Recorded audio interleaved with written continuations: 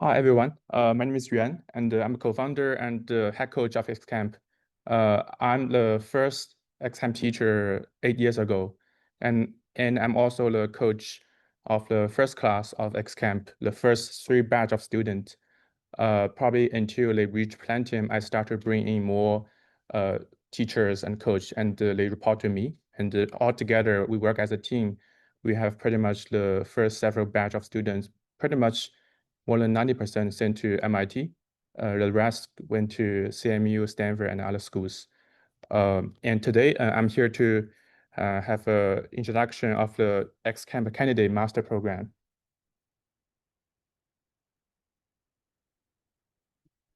Okay.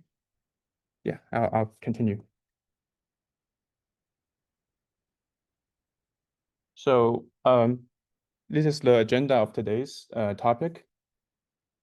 I'll first do an XCamp introduction and then follow together with the competition results for the past several years. And I'll talk about the spectrum of talents in the AI era because competition still matters in the AI era and why. I want to explain why. And then I will introduce the XCamp Grandmaster program, the program where we have so many national finalists.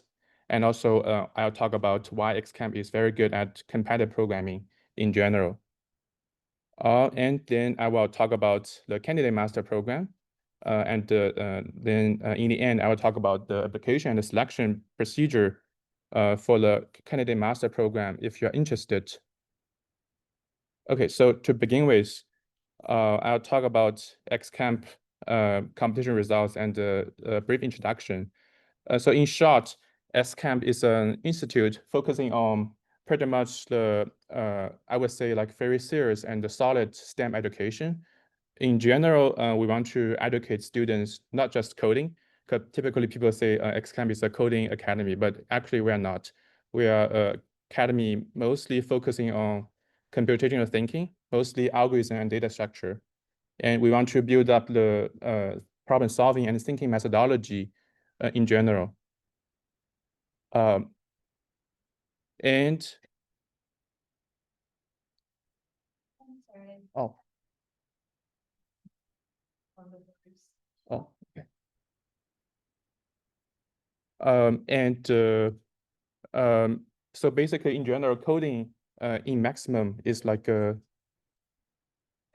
in maximum in minimum in maximum the coding is like 5% of what we teach at XCamp because coding is just like a tool. But we really want to teach is the idea and also how to analyze a problem, how to solve a problem. And also that's pretty much the computational thinking part. And nowadays, as AI era comes, we also want to do artificial intelligence education. We have the junior AI. We also have the project-based advanced AI theory-based education as well. We will help students to do AI research and bridge them with top labs, AI labs in the North America. And in the end, we also focus on the competitive programming, which is pretty much the USACO. In short, we call it USACO. It's a USA Computing Olympiad. And for the past several years, we have pretty good results.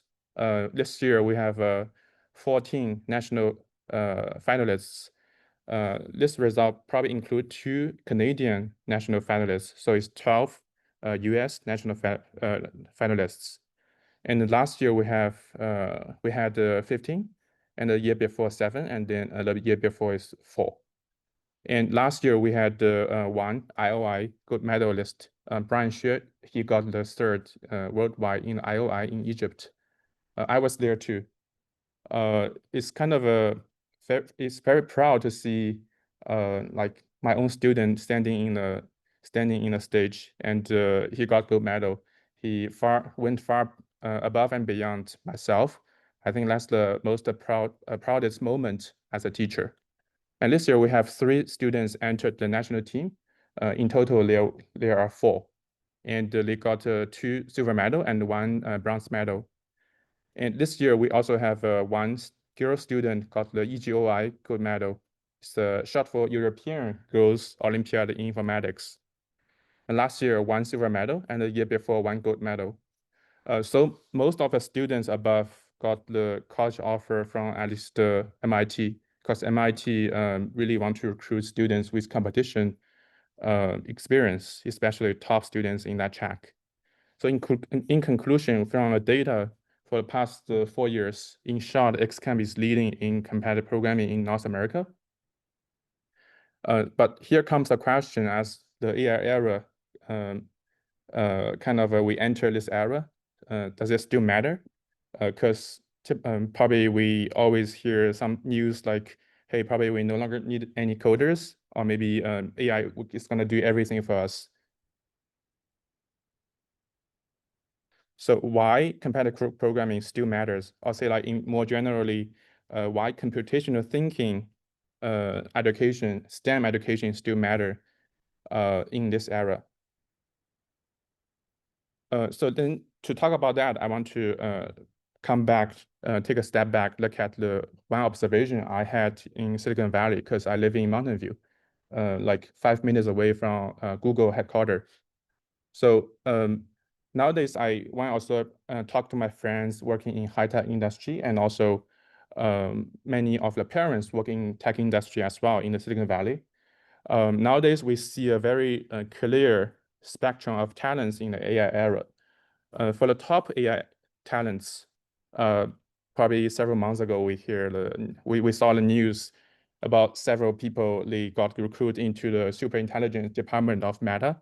They got more than like 100 million annual compensation per year, right? That's just top of the talents. That's the completely shocking to many people. And the second layer is probably the corporate leaderships, or maybe like very high paid employees, probably in Microsoft, Google, Amazon, and the other tech industries, and also Wall Street, those people, right? So from like probably 100,000 probably to 1 million, right? This range pretty much. And then we can clearly tell the difference between the first two layers is probably like 100x to 1000x is much larger than last year. Previously, we didn't see such big jump, huge difference. And then the next layer is like average employee in the US is probably 40,000 per year. And then the difference between the second and the third is around 10x. So why the difference? What brings in the difference compared to last year? Let me check, there's a chat.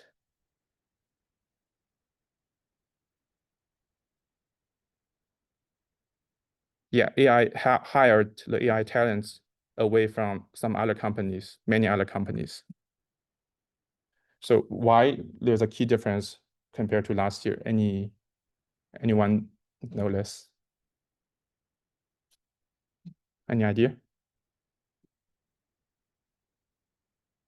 Last year, I can only imagine someone probably they probably they are, maybe we can say like, oh, Bill Gates is super rich, right? But for normal employee, I've never thought about someone can get that kind of annual compensation. So the key difference here is that AI is the major factors.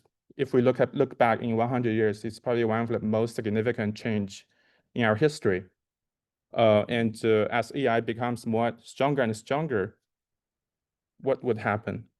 What's the distribution of spectrum in the future? Say like in 10 years, what do you think? Will that be bigger, or like it will be smaller? Because AI will become more stronger and stronger, right? So we start to see lots of companies not with like 10,000 people anymore. Instead, we probably will see like companies with 5 people, 4 people. It will become a super, probably pretty much a unicorn company, right? So in the future, once we see AI even become stronger, very clearly to say AI is gonna empower those people with the skill to use that. Then in that case, the spectrum is gonna become more sparse, in the sense that the difference between different layer is gonna increase significantly in the future. Then why does it matter? Because over here, at this camp, we help students to grow their STEM literacy, and also help them to gain algorithm and data structure knowledge, skills.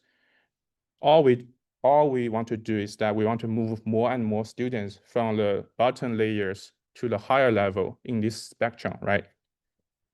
We want to help more and more students to achieve that. So XCamp is, as I started like probably 8 years ago, I always want to move more and more students to the higher level in the spectrum. Because number one, as we look at the AI talents in this spectrum, there are so many AI top researchers. They have past competitive programming experience. They are either like very good competitors in their high school, senior high school, or in their college. They probably attended the ICPC, International Programming Competition for college-age student. And number two, in general, for a larger audience, not just competition, computational literacy, pretty much you know how to understand machine, how to communicate with machine, and also how to use machine. These kind of characters will help you to climb up in the spectrum, even with a non-STEM job. Maybe in the future, even as a generalist, you will need to work with AI to be able to outperform. Okay, so then even for this summer, I have several students at MIT. They've already started a startup in the Silicon Valley in their freshman year, summer in the summer break. They start their startup. So they will clearly become a future AI top talents. So what do we do to cultivate these type of talents? How did I use the pretty much like so many years to accumulate the experience to teach them? So why the first class at XCamp pretty much has more than, I think, 90% students attended MIT in the end. So this is all the following things are so important. I always try to use these things to help me, to guide me in terms of teaching. So the first thing is that I always try to help the students to realize gradually, I want them to be able to handle challenges with more and more guts, in the sense that I don't want them to escape from challenges. Instead, with proper guidance and proper support, they can totally grow more and more guts. And in the end of the day, I want them to be able to do self-navigation and seek for necessary resources and find a solution. And also the second thing I want them to be able to grow as time goes by is that I want them to be focused on long-term. It's not like a short-term, everything I do today, I want to be able to get something in return tomorrow. Instead, I want them to be able to focus on long-term planning and to be able to tolerate short-term negative feedback, neutral feedback, so that they can see the growth gradually accumulate, and in the end, they can achieve something major. This is very significant in competitive programming, because you have to do lots of learning, lots of practice, and in the end of the day, you will need to use all this practice to become some kind of a systematic way to do problem solving, to understand the methodology, and also in the end, be able to use the methodology, right? So it's important for them to practice long-term kind of a mindset, and then because they practice it, so they will truly believe in this, and in the end, they will be able to use this in their future journey, no matter in college or maybe in graduate school or even in their future career. Because if we always focus on short-term feedback, then that's so easy because gaming is short-term feedback, right? It's all about short-term feedback. It's all positive. But the key thing to distinguish different people, especially those who can achieve much more major, is that they can tolerate, they can pretty much like they are able to shoot for a long-term goal, right? And also, independent is something I really focused on to when I teach them, because as we know, competitive programming and STEM is a lot of blockers to begin with. But the reason why some of them will become superstar in the future, they will be able to build some kind of products or system that nobody else can. The reason is that gradually they become more self-direct. They become pretty much a self-driving car. So first step is to make sure they start to sit in the driver's seat, and then gradually we will remove the walking stick away from them. Then in the end, we want them to become a self-driving car.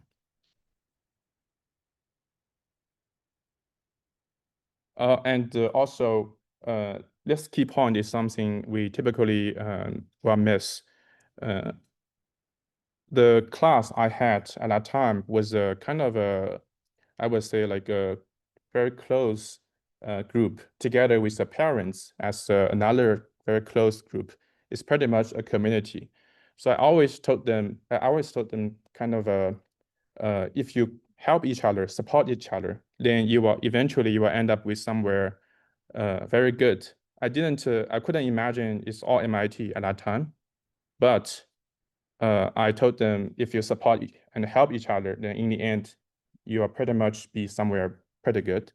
But if you don't, you always hide something from your classmates, right? I know the solution, I don't tell you. I know how I navigate through the solution, eventually find the solution. I don't tell my classmates. It looks like I gained something, but in the end, no one is gonna help each other, and everyone is gonna grow as a lonely tree in the end. But instead, if we help each other, blocker for A may not be blocker for B, right? So if we grow as a group, it's much easier. And also, sometimes peer pressure is the best source of motivation, believe it or not. And that's pretty much why a group of students growing together is much better than working on their own with some online resources and with a closed door in their room. So I would highly recommend in the competition track, at least, like for a group of people working together is the best. And at that time, although I was a very young teacher, but I strongly believed in these because I inherited this from my dad. My dad had probably 7 students as world championship in competition. He is one of the most famous coach. So I truly believed in these philosophies. And I also believed in with solutions to the questions above. If you know all these deeply in your mindset, you deeply believe in these concepts and also philosophies, then you are thrive and also well achieved no matter what you do in the future, no matter what kind of a job you do, what industry, right? And above all, this is something my dad told me at day one when I started to teach. We always want our students to grow like giant sequoias. Sequoia, there's a very important, very unique thing is that they grow together, and together support each other. They support each other, especially while they get hit by lightnings, right? And also they stretch very deeply into the ground, right? And great giant sequoias with support to each other, they can grow very, very tall in California and probably in Oregon too, right? So this is something I truly adopted when I try to cultivate the first generation of XCAM students. And basically that's the reason, one of the key reasons why we could pretty much occupy half of the United States national finalists every year for this year and for the past year. And of course, all these teaching philosophies and the foundation is the knowledge, it's the kind of the curriculum. That's something not that unique, but the philosophies behind the how we teach, how we help the students, that's the key. And with all these kind of philosophies, we named the program as Grandmaster, because in Grandmaster program, we cultivate students starting to enter, try to pass gold level, USACO gold level, and try to approach the platinum or maybe even national finalist. I started to teach them at around fifth or sixth grade back then. And I taught at a very, very fast speed at that time, because there was no book, there was no materials. I need to prepare every single week. And then at that time, I pretty much used a lot of a research seminar kind of style to teach, in the sense that I didn't try to feed them with knowledge, with kind of a how to do this 1, 2, 3, 4, 5 steps, right? No, instead, I try to make all the classic problems as a unique problem to solve, a puzzle to solve for that day. And we analyze the condition, try to navigate through different directions. And in the end, we find out, hey, this is actually a dynamic programming problem, or maybe it's actually a greedy problem, or maybe it's a search problem. So with this type of teaching, although it took much longer at the beginning, but all the students, they grew with very, very strong, solid foundation. I didn't want them to memorize anything from problems, but instead I want them to be able to see any kind of problem. They will be able to start to analyze and to try to extract something from their observation, from the problem description. And step by step, we try to build a bridge from the beginning of the conditions to the solution. I think that type of skill is critical. Those knowledge itself, that's not very important, because nowadays everyone can watch YouTube video to learn new stuff, right? But that type of approach to be able to look at the problem and then navigate the navigation with independence, that type of skill is very, very critical. And also, for the Grandmaster program, I also encourage the students to discuss with each other and explain it to the peer students, because I think the deepest level of mastery is to be able to explain it to other people. And also, I try to push the students to be self-driving car as time goes by. And of course, in this program is we call it coaching, but essentially it's like a master versus the apprentice, that type of relationship. Even for today, I have a lot of students still connected with me after they enter college. I still try to find good resource for them, such as good internship or good research opportunities, like no matter where they are. And this is where I started. But nowadays it used to be like without too much resources, probably only me with several other teachers. But nowadays it's pretty much proved to be very effective and useful, and it's paved road with more resources now. So now then let's look at what is candidate master program. So first of all, candidate master program. Actually, before that, I want to quickly introduce Albert Ye. Albert Ye was my student, I think, how many years ago? 4 years ago.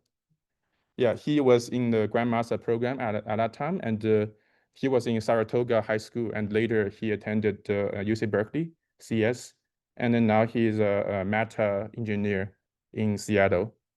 Today, he came here as a special guest. Yeah.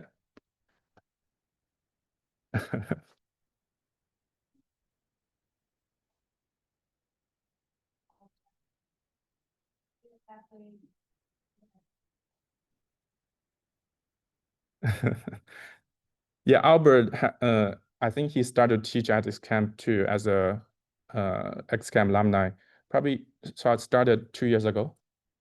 Yeah, and then he was a weekly class teacher, and now and he was also like a ex-camp summer camp teacher and the winter camp teacher. He's one of the most popular teacher in the camp.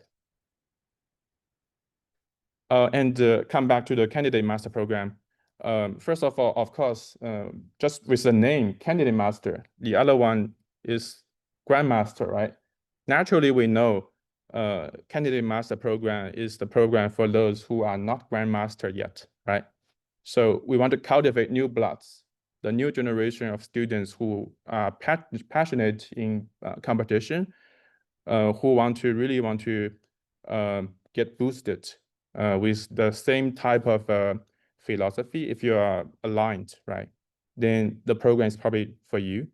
But if not, then probably the program is not for you, because we don't want to build a lot of machines that can only solve problems, but instead we want to cultivate a group of very strong talents who are willing to help each other and support each other, support the community. And in the same time, they are very strong. They can become the top talents in the AI era. And also, we in this program, we want to I want to say, like, we don't value where you are right now, but instead we value much more about how you learn, your habits, right? And also what is right, what is right, what is wrong.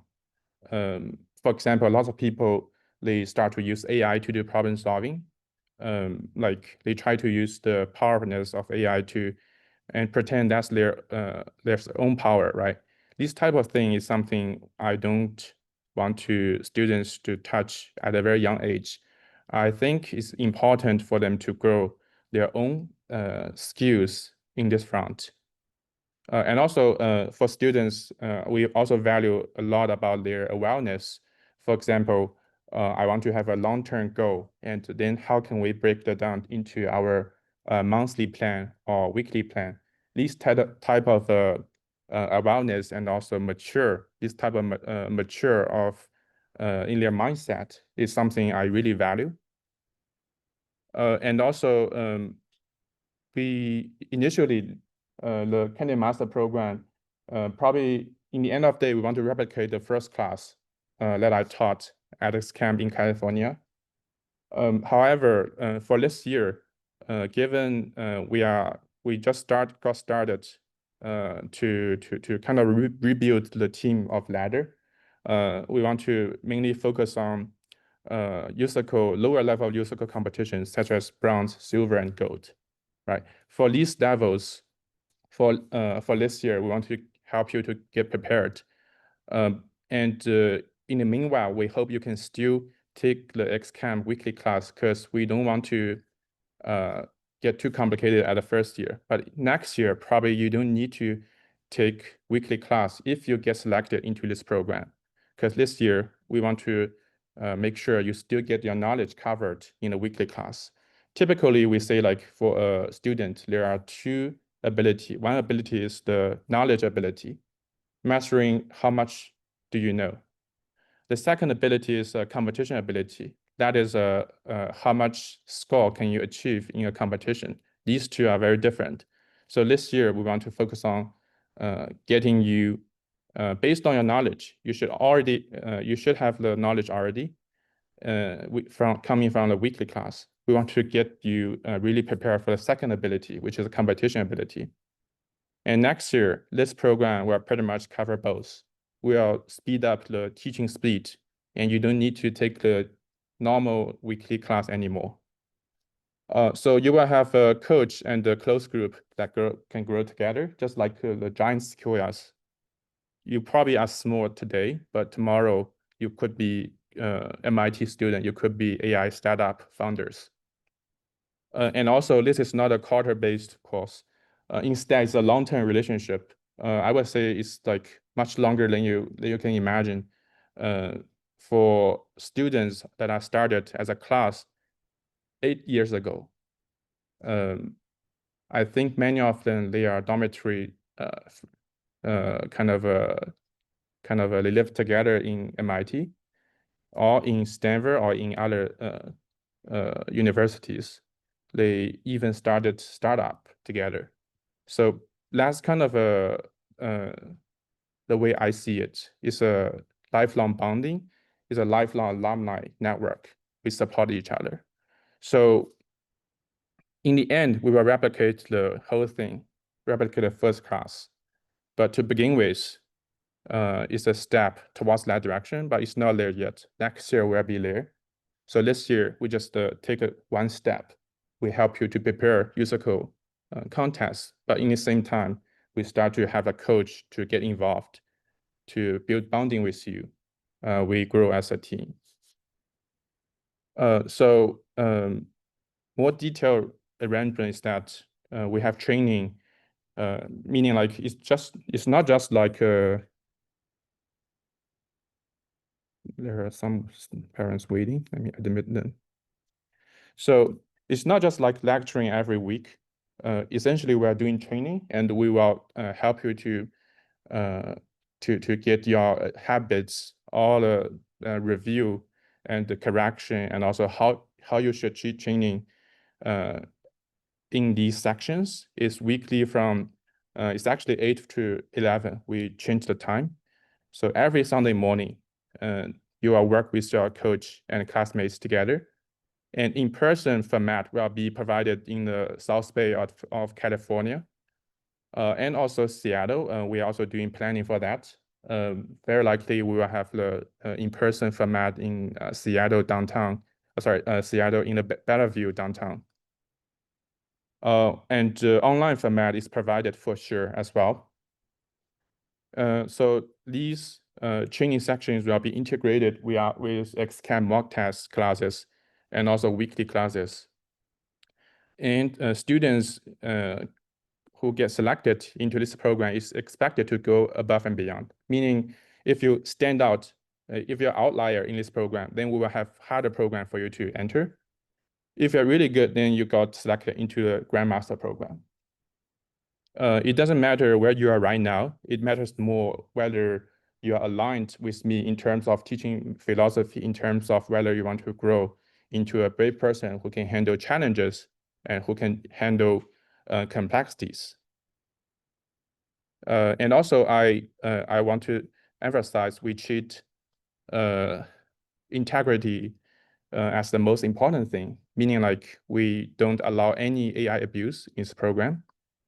And we want you to have commitment. And we also would like to talk to the parents to make sure the parents is aligned in all these things with me. And because this is as you can tell, this is a very, very resource consuming project with the coach, because the coach need to focus a lot and build bondings. It's not like a class with like 50 students, then we just teach, right? In this program, we build bonding between the coach and the student with each of the student. And we basically take the accountability for the student. So with that said, it's very limited spots. To begin with, we have 5 students each coach. Maybe later we're going to add more, but at the beginning we want to control it to a very small number of students. So the reason why I already explained is like we don't want to recruit those who don't align with us, because in the end it's going to be bad result for everyone. We only want to admit those who resonate with us. And number 2, this is very precious, limited coaching resources. And we want to take the responsibility for your growth. Even beyond senior high school, even in your college, even when you enter industry, we will take care of you with our alumni network. And also with the increased capacity, even in the future, which will still be very limited spots. We will only select those who are good, who are passionate, who are very proactive, who are aligned in all these teaching philosophies with us. And we will, right now, we only accept the invitation to those who are already XCamp students. You are expected to outperform consistently in the weekly class. And if you are interested, please apply. We will have the details to be listed in the registration form. And we will have some of them got admitted, some of them probably in the waiting list. Gradually, we'll add more capacity, probably in several weeks. When everything got stabilized, we'll add more capacities. So if you are interested and in tune with all the explanations above in this talk, please feel free to join the WeChat group and stay tuned to the application information. If you're not WeChat user, probably just join the WhatsApp or maybe get connected with Yihua or Anna here. Okay, that's all I want to share. We really hope we can build a team that they can grow together and we can move mountains as a team. That's all. Thank you so much.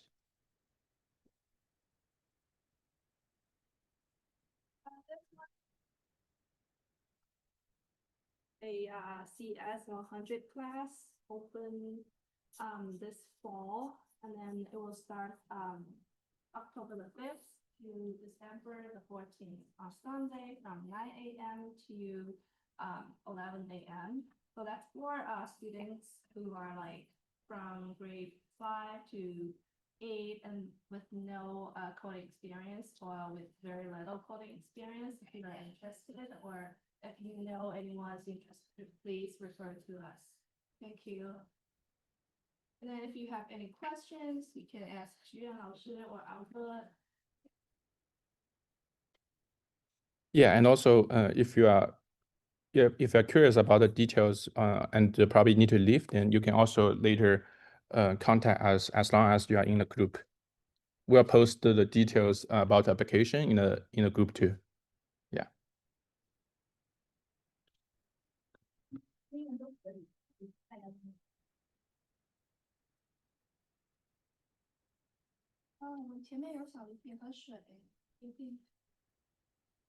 Yeah, so so for the rest of the section, we can make it more like a face-to-face communication. Feel free to ask me questions. And I'll still keep the like the online Zoom open. Students online, parents online, feel free to ask questions too. I'll check periodically. And I can speak both Mandarin and English. Yeah, thank you.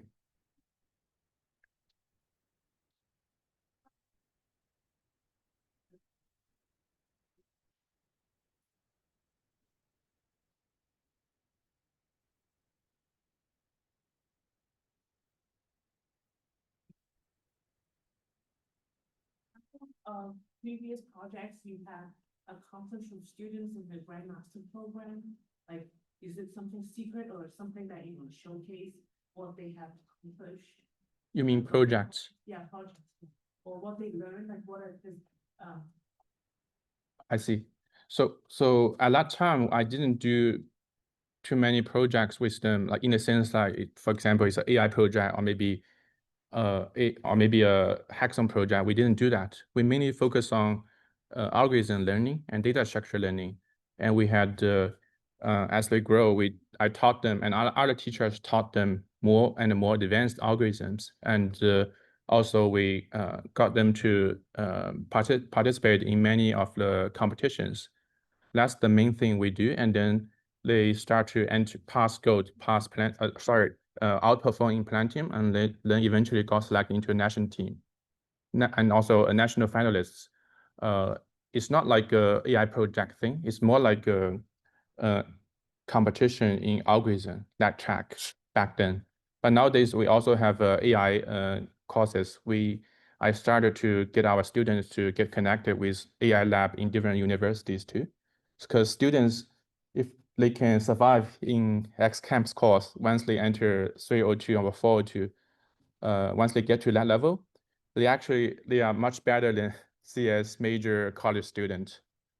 Yeah, well, you can also verify with Albert.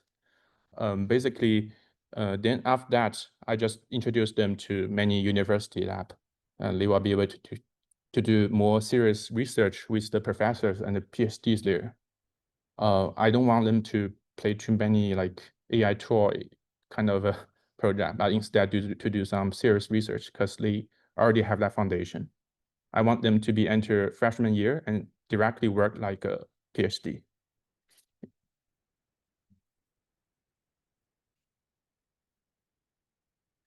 Oh, there's an online.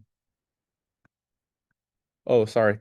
There's a basically the first question was, do you have any project that you can showcase about your period to teach the Grandmaster program?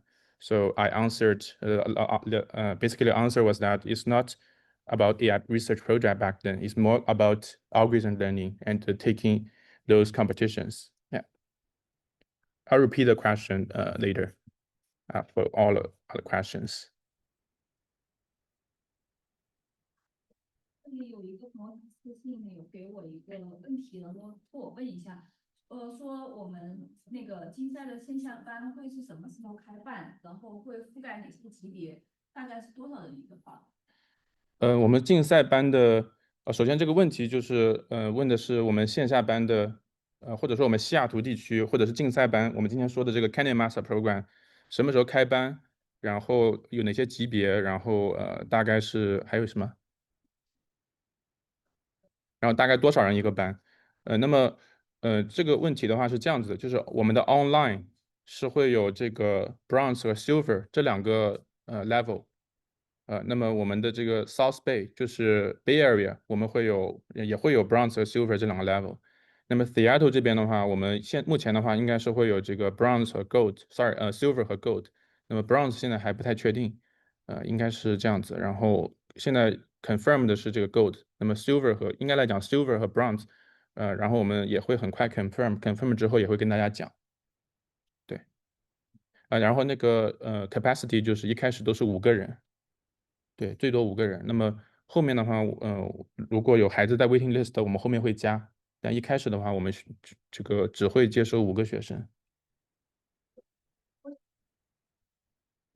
在那个线下的课，有一天因为他去了，去一些比赛呀、怎么样？那天没有来，那怎么办？嗯。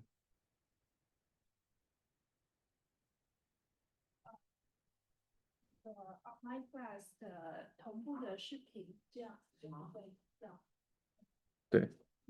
每次上完课呢，孩子要在家做一些什么练习呢？哦，那个我先重复一下问题啊，因为有 online 的这个parents，那这位家长问的就是那个如果说是参加这个 program，但是有些时候要去参加比赛，那么会 miss 这个 training，那该怎么办？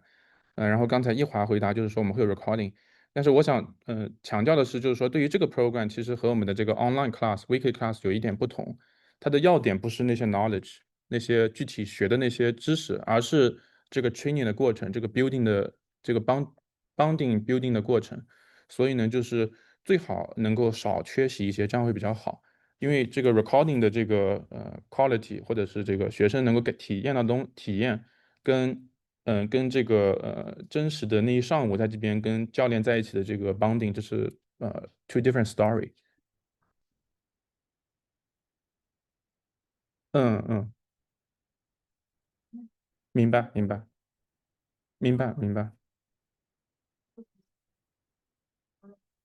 现在是机器人的竞赛，我就不想看了。对，就是尽量就行。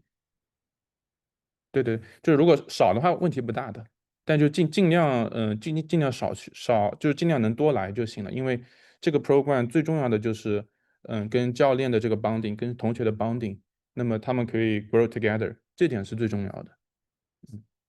这种时间课很小啊，如果缺了真的。我们这个 program 它就是可能这个目前 schedule format 的10节课，对吧？但其实我们会一直延续下去，因为这个 program 是这批学生是我们想要一直 take care grow 下去的。它就像我刚才说的，它是一个有点像那种long term 的一个relationship，它不是一个 short term 的一个 course，上完课就完事儿，不是这样子的。在家里做的时候有困难有问题怎么办呢？到时候我们都会有这个group communication，就是它有这个 instant message type of platform，我们会让学生有机会能够跟这个教练和同学沟通，然后有什么问题可以在上面问。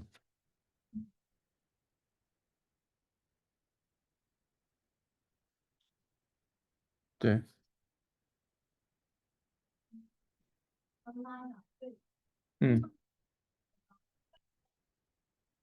对，那个是 homework night，但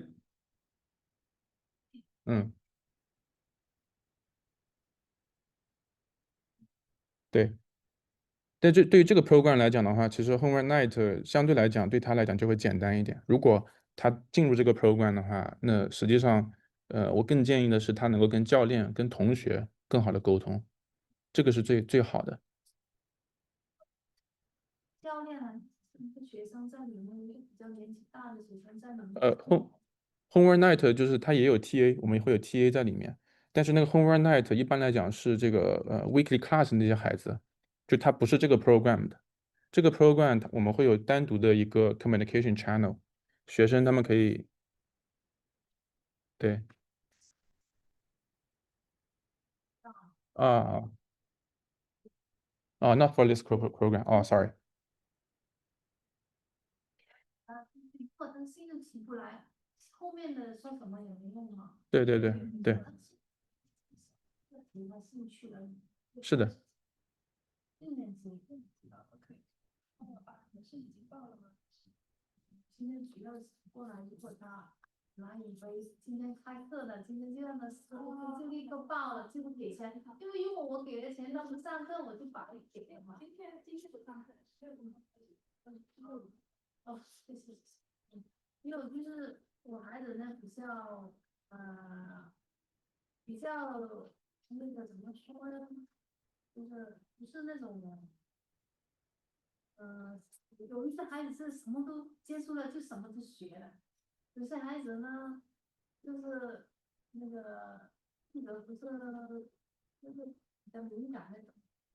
我们的老师站在这儿超级靠谱，非常靠谱，非常清楚。对对对，对，明天可以去上课，然后试着体验一下，一定会喜欢老师的。那我们还要不要走下一个问题？好。Jessica，这儿有个问题，What is the age range？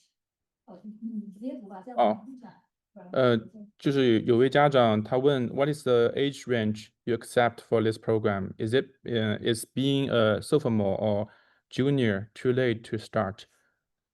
So I think it depends on his or her level and also the goal. If the goal is to reach the USACO very high level, then if he or she is still very beginner level, then it's definitely too late. But if he or she is already like some students who want to shoot for silver, then I would say still something we can do. Given students are becoming more and more busier and busier in I think 10th grade or 11th grade. So if the goal is to reach USACO very high level, it requires a lot of training, lots of time and bandwidth commitment. I think it's probably not the best decision to register for this program. But if they're already very high level, then I think it's definitely we can discuss about it. It's case by case, basically. Sometimes it's not about age limit. It's about whether the student is very passionate about the whole thing, about the track. Yeah.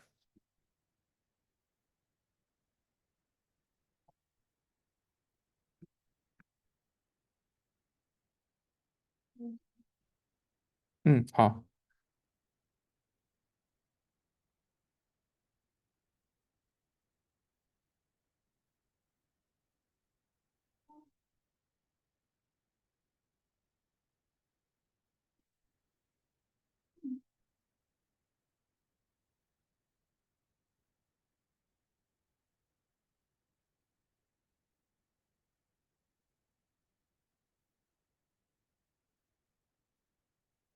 您说。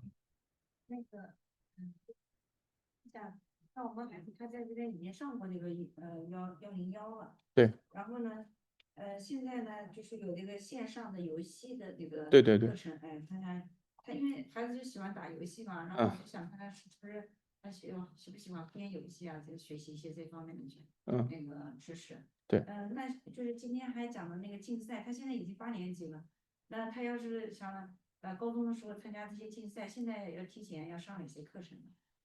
就是首先他如果想参加的，首先我 repeat question，这位家长就是问，孩子现在8年级，然后高中想要参加这个 USACO 的这些 competition，那么应该上哪些课程？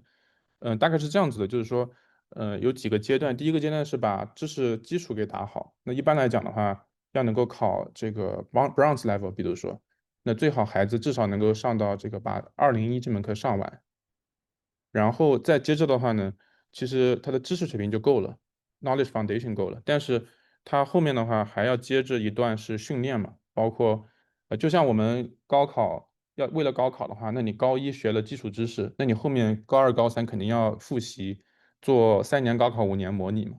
那么这些训练的话呢，会在这个我们有一个 problem set 加上这个 winter camp 或者 summer camp 的这个 training camp。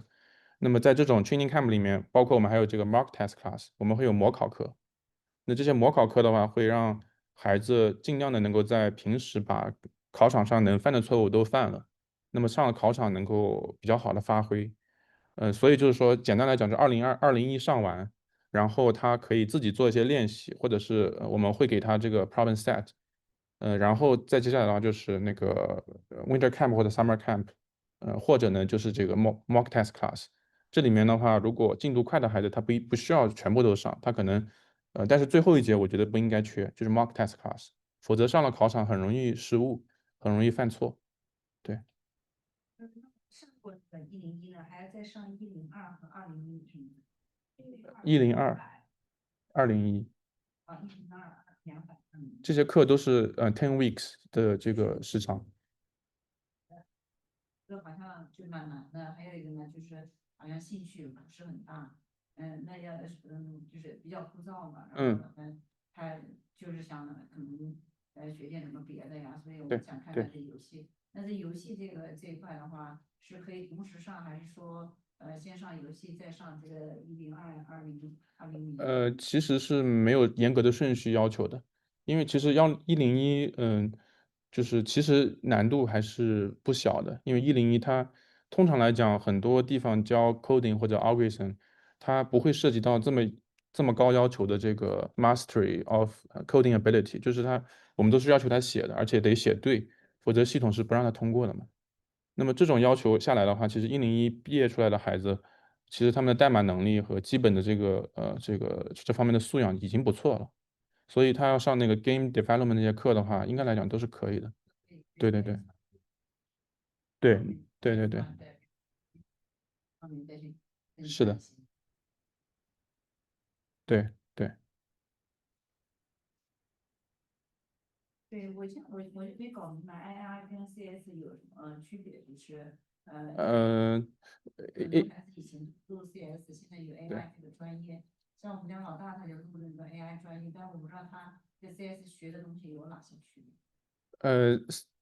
可以这么来讲，就是 CS 可能是 AI 可能是 AI 的这个 AI 是 CS 的一个 branch，它相当于是 CS，它有一个子学科是 AI，然后 AI 跟统计学、数学还有跟那个包括这个软件开发这些都有关系，但它更强调数学和统计学这些建模的这些东西。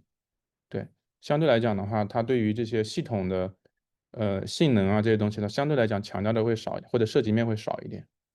所以就是先把 CS 要学的非常好的话，这样的话 AI 才能够学的比较好。但是现在 AI 这些专业的话呢，可能里面已经包含了学习 AI 所需要的 CS 的东西了，大概是这么一个关系。对，小这些编程基础，对，然后到后面的话再看他们想要去往。是的，就是编程基础相当于是有了一套工具箱了，但是后面的这个算法学习这些东西的话，其实对思维培养是最有好处的。那么你思维和能力提上去的话，以后其实不管是 USACO 还是别的竞赛，还是说是做 research，那么这个能力有了的话，都是没有问题的。就是我看的这个课程路径的话，Python，然后再往下是开启这个编程兴趣，在后面是 coding，它是按照这个箭头的顺序，然后它左边它又是这个黄颜色的，是算法有数据结构。那我们这个上课的这些程序是可以叠加，还是说是按照这个箭头来上？基本可以按照这个箭头来，但如果说是有个别的问题的话，可以 case by case 的去沟通一下。那比如说 Python 上完了，下面是那些程序开发呀、游戏设计啊，那我还是再去上这个算法的数据结构呢，这个 C 加加这些。对，那个课有点就是确实有难度，但那个课的话，就是能够给他打下比较深厚的内功吧，可以这么来理解。 7年级、8年级的孩子，嗯，还要有一个那个一步一步的是的，往上提高，就是他是的这个课程应该路径是怎么选？就是那就比如说101上过，那就把102，然后200这样子按照这个课号走就可以。然后我觉得对于他来讲的话，如果想搞竞赛的话，得一直往上上。但如果没有那么对竞赛没有那么的 passionate，那其实我觉得至少，我觉得最好能上到201、202，这个上完了，那他的这个 STEM 的 foundation 是非常强的。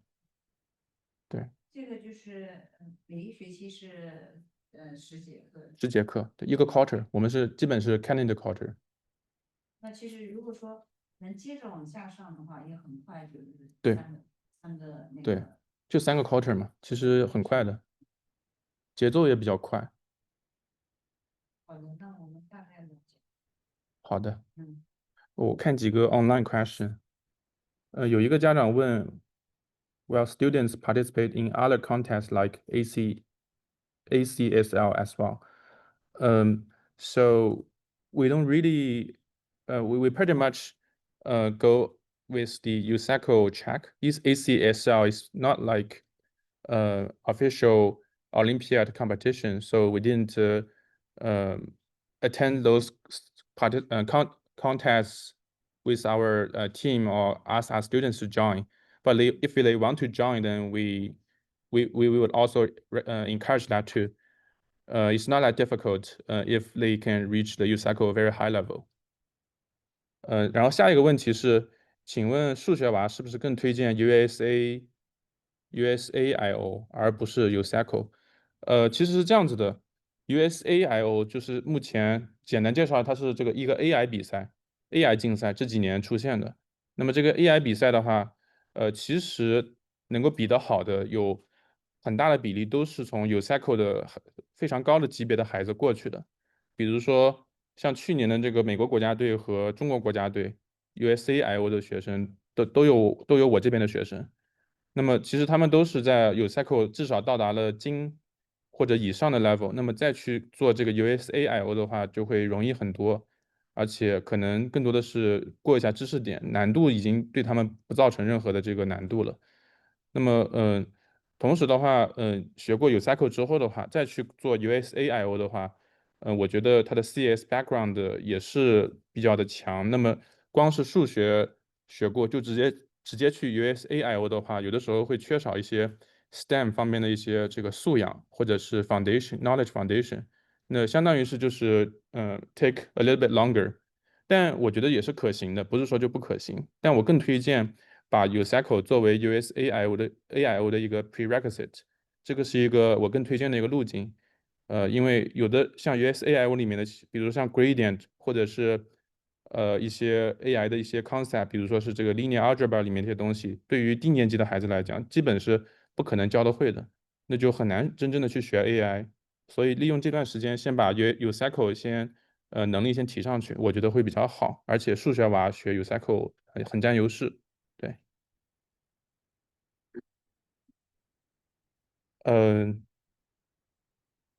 看大家还有没有什么别的问题。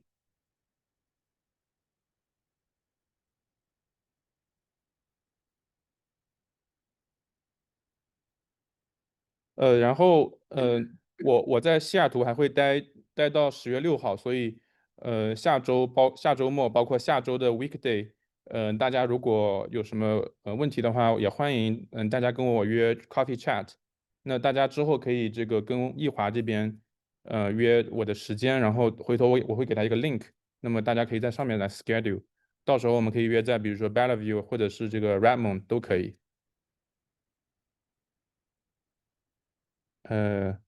那行，那就我们今天就到这里，然后非常感谢大家来参加这个活动，然后谢谢大家，好的，好，拜拜。